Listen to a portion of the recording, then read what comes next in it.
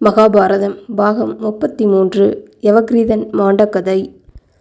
யவக்ரீதன் வேதம் ஓதி பாண்டியத்தியமும் அடைந்தான். நான் இந்திரனிடம் வரம் பெற்று வேதங்களை அடைந்தேன் என்று மிகுந்த கர்வம் கொண்டவனாக அலைந்தான். பரத்வாஜருக்கு இது பிடிக்கவில்லை. தம்முடைய நண்பர் ரைப்பியரை இவன் அவமரியாதை செய்துவிட்டு நாசத்தை சம்பாதித்துக் கொள்வான் என்று பயந்தார். பிடிவாத தவம் செய்யும் அற்பர்களுக்கும் தேவர் வரங்களை கொடுப்பார்கள்.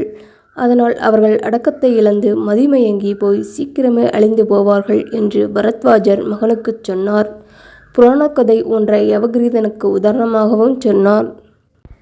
முன்னொரு காலத்தில் பாலதிகி என்ற புகழ்பெற்ற ரிஷி இருந்தார். அவருக்கு ஒரு குமாரன் இருந்தான். அவன் இறந்துவிட்டதை பார்த்து ரிஷியானவர் சோகத்தால் வருந்தி சாகாத ஒரு மகனை அடைய வேண்டும் என்ற பெருந்தவம் செய்தார்.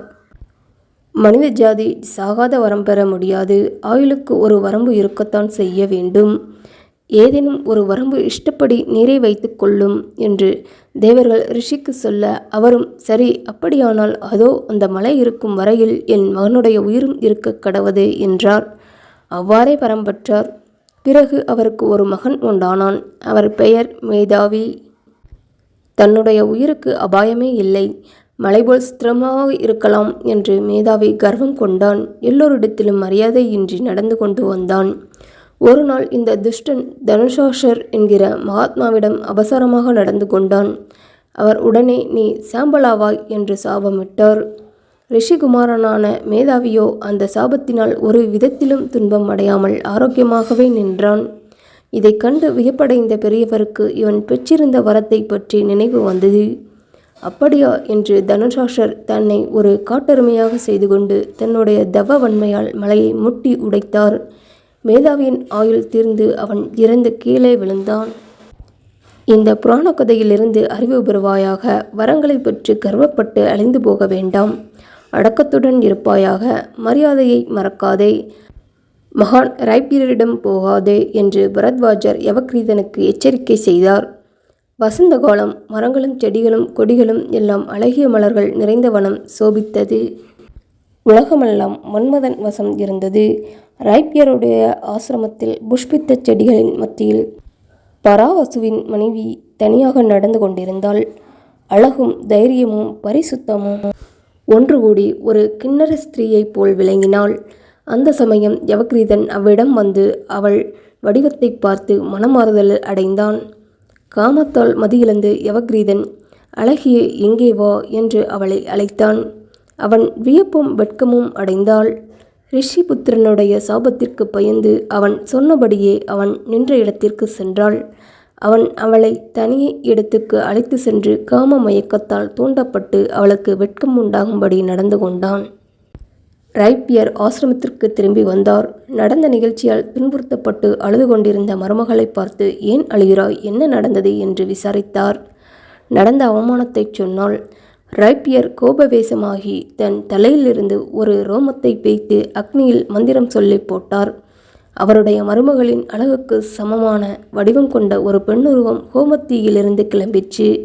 மறுபடியும் ஜடையிலிருந்து ஒரு ரோமத்தை எடுத்து ஹோமம் செய்தார். அதன் பயனாக ஒரு பயங்கரமான பூதம் நெருப்பிலிருந்து கிளம்பிற்று. இந்த இரண்டு உருவங்களையும் பார்த்து ரைப்பியர் போய் யவக்ரீதனை வதம் செய்யுங்கள் என்று நியமித்தார். அப்படியே என்று அந்த இரு பூதங்களும் சென்றன. காலைக்கடன் கழித்து கொண்டிருந்த யவக்ரீதன் அருகில் பெண் பூதம் சென்று நகைத்ததும் விளையாடியும் அவனை ஏமாற்றி அவன் கமண்டலத்தை எடுத்துக்கொண்டு போய்விட்டது.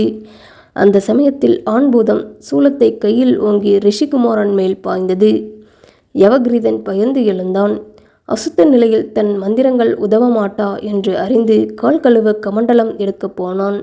அது இல்லாததைக் கண்டு தண்ணீர் இருக்கும் குளத்தை தேடி ஓடினான். குளம் வற்றி கிடந்தது. பக்கத்தில் இருந்த ஓடைக்குச் சென்றான். அதுவும் வற்றி கிடந்தது. எங்கு சென்றாலும் தண்ணீர் கிடைக்கவில்லை. பயங்கர தோற்றத்துடன் பூதம் துரத்தி கொண்டே வந்தது. எங்கும் தண்ணீர் காணாமல் பூதத்தால் துரத்தப்பட்டு விரத வழியை இழந்து ஓடிய யவக்ரீதன் கடைசியாக தன் தகப்பனாருடைய அக்னிஹோத்திர சாலைக்குள் புகுந்து தப்பித்து கொள்ள பார்த்தான். சாலை வாயிலில் இருந்த காவலாளி அரைகுருடன் பயந்து கத்திக்கொண்டு ஓடிவரும் யவக்ரீதனுடைய அடையாளம் தெரிந்து கொள்ளாமல் யாரோ என்று தடுத்தான்.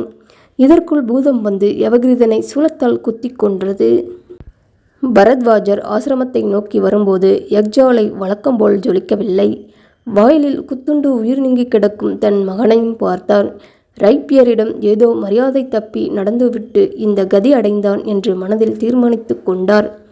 ஐயோ, என் பிள்ளையாய், உன் கர்வத்தால் மாண்டாயா? பிராமணர் யாரும் ஓதாத வேதங்களை நீ வரமாக பெற்றது ஒரு பெரும் தவறல்லவே. நீ ஏன் இதற்காக சபிக்கப்பட்டாய்?